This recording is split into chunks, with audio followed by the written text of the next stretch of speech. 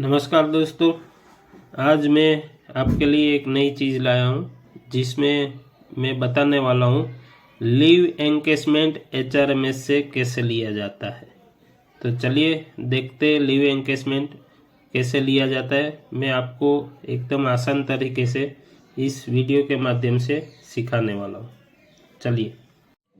चलिए दोस्तों, हम अपने वीडियो में आगे बढ़ते हैं। सबसे पहले आपको अपना एचआरएमएस खोल लेना है, जिसमें यहाँ पे लिखा है लीव मैनेजमेंट। यहाँ लीव मैनेजमेंट में आपको जाना है, क्लिक करना है। जैसे ही क्लिक करते हैं, जैसे हम सब जानते हैं कि हम अपना लीव का ऑनलाइन यहाँ से न्यू एप्लीकेशन से लीव डालते हैं। जैसे CL है, LAP है, LWP है, ये सभी लीव यहाँ से हम ऑनलाइन आवेदन करते हैं। उसके नीचे ही लिखा है एप्लीकेशन फॉर लीव एनकेसमेंट।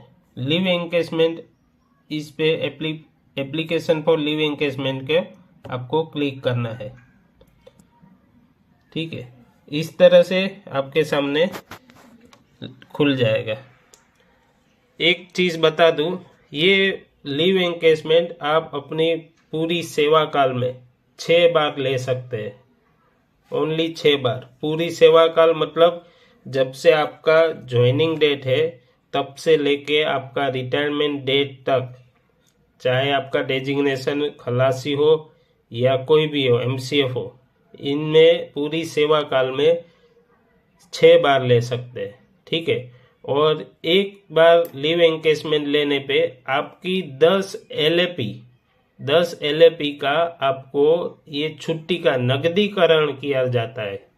नकदीकरण मतलब आपका 10 दिन का जो लीव है उसको आपके लीव खाते से माइनस करके उस 10 दिन का आपको वेतन दिया जाता है, कन्वर्ट वेतन में किया जाता है, मतलब पैसे दिए जाते हैं ये 10 दिन का।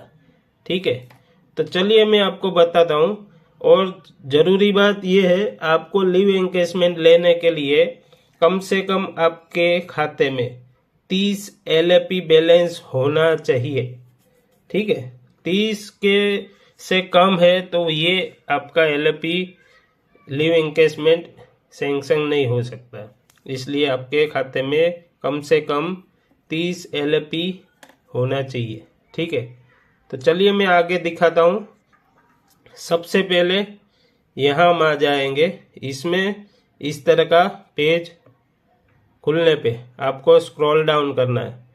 यहाँ देखो, आपने इन भाई साहब के बाद LAP का बैलेंस 283 है। 283 लीव का बैलेंस है, मतलब 30 से ज़्यादा है, इसलिए इनका लीव एनकेसमेंट हो सकता है। तो चलिए, इसमें क्या बताया है कि अगर ये ब्लॉक ईयर है, ब्लॉक ईयर मतलब 2 साल का एक ब्लॉक होता है। जैसे 2000 ये ब्लॉक ईयर सितंबर से चालू होके अगस्त में ख़त्म होता है। मतलब 1/9 से 2008 से 31/8/2010, मतलब 2008 से 2010, मतलब ये 1 साल का ब्लॉक ईयर हुआ। ऐसे ही आपने अगर अपने जैसे ऑनलाइन HRMS नहीं आया था तब मैन्युअल भी किया जाता था लीव एनकेसमेंट। जैसे हम जानते हैं, लीव का आवेदन लगाते थे और पास या PTO उसका हम अप्लाई करते थे मैन्युअल, और मैन्युअल आपको काउंट करके आपके पेमेंट में दिया जाता था। वही सेम चीज़ है यहाँ ऑनलाइन दिखाया गया है, जिसमें आपने अगर HRMS नहीं आया था और मैन्युअल लिया है तो आपने कितनी बार लिया है। जैसे पुराने आदमियों को मालूम है तो उन्होंने ले लिया था 3 बार, बराबर। तो 3 बार आपको कोई भी चीज़ या कौन से साल में लिया था वो दिखाना है। अगर आपने लिया ही नहीं है तो आप इसको 0 कर सकते हैं और आगे बढ़ सकते हैं। जैसे ही आपने ब्लॉक ईयर, अभी यहाँ करंट ब्लॉक ईयर दिखाएगा। करंट ब्लॉक ईयर है 1/9/2022 से 31/8/2024 तक। ये है एक ब्लॉक ईयर, और दूसरा ब्लॉक ईयर है 1/9/2024 से लेके 31/8/2026 तक। ये एंड होने वाला है 27 में, 31/8/2027 में ये खत्म हो जाएगा ये ब्लॉक ईयर। तो हमको सबसे पहले वाले ब्लॉक ईयर में आपको सिलेक्ट करना है। यहाँ पे मैंने सिलेक्ट कर दिया, ठीक है। अभी आपको नीचे आ जाना है।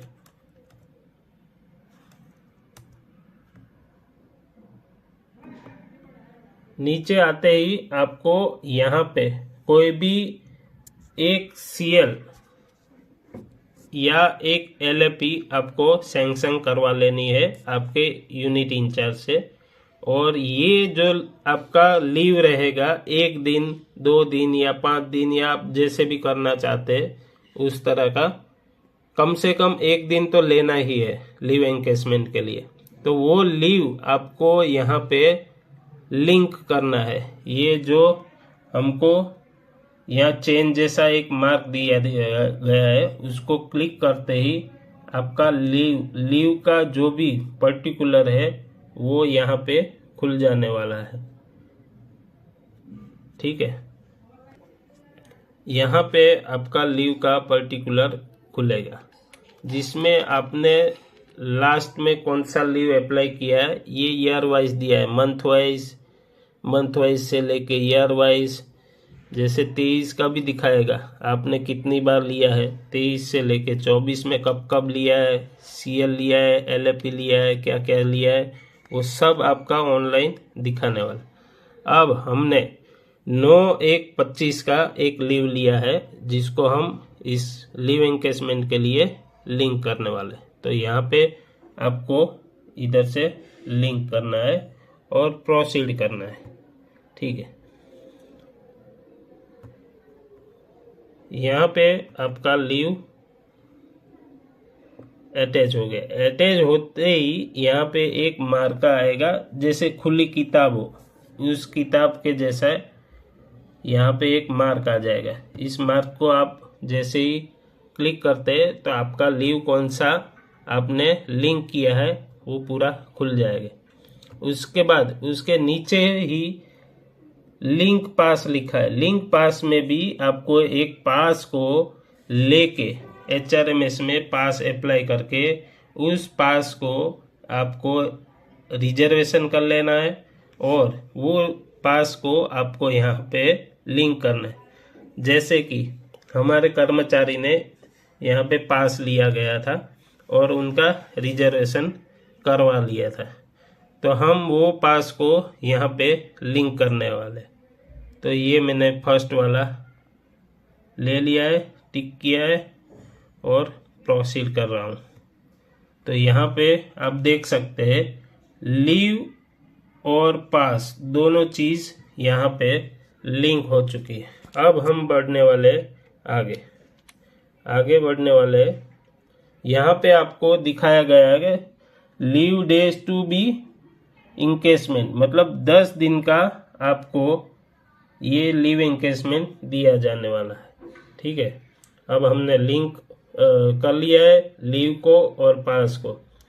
अभी यहाँ पे आपका डिक्लेरेशन पे आपको टिक मार्क के फॉरवर्ड करना है आपको इंचार्ज को। आपके इंचार्ज जो भी है उनको, सेक्शन इंचार्ज को आपको ये लीव एनकेसमेंट फॉरवर्ड करना है। यहाँ पे मैंने इनके कर्मचारी के सेक्शन इंचार्ज का नाम ले लिया है और सबमिट पे मैं क्लिक कर रहा हूँ। जैसे ही सबमिट पे क्लिक करते हैं तो यहाँ पे आपको पूछा जाएगा कि क्या वाकई आप इस लीव एनकेसमेंट को फॉरवर्ड करना चाहते हैं, तो उसको यस करना है। जैसे ही यस करते हैं ये आवेदन आपका चला जाएगा आपके सेक्शन इंचार्ज के पास। सेक्शन इंचार्ज के पास से आगे थ्रू प्रॉपर चैनल ये लीव एनकेसमेंट आपके डीलिंग क्लर्क के पास जाएगा। डीलिंग क्लर्क के पास से जैसे ही आपका सेक्शनिंग अथॉरिटी है उनके पास चला जाएगा और उनके द्वारा अप्रूवल करते ही आपका लीव एनकेसमेंट का एक मेमो जनरेट होगा। जो मेमो जनरेट होगा वो मेमो का प्रिंट निकाल के आपके पे बिल सेक्शन को आपके जो पेमेंट बनाने वाले डीलिंग क्लर्क है उनको वो मेमो दे देने का, ताकि वो आपके पेमेंट में लगा सकते हैं। तो ये थी हमारी लीव एनकेसमेंट लेने की प्रक्रिया। तो ज़्यादा से ज़्यादा मैं बताना चाहता हूँ कि इस वीडियो से आप लीव एनकेसमेंट कैसे करते हैं वो सीखें, जानें और आगे अपने तरीके से खुद ही अप्लाई कर सकते हैं। धन्यवाद।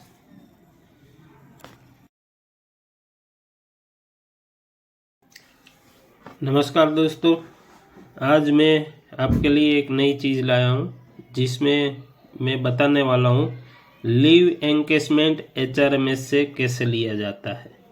तो चलिए देखते हैं लीव एनकेसमेंट कैसे लिया जाता है। मैं आपको एकदम आसान तरीके से इस वीडियो के माध्यम से सिखाने वाला हूँ। चलिए।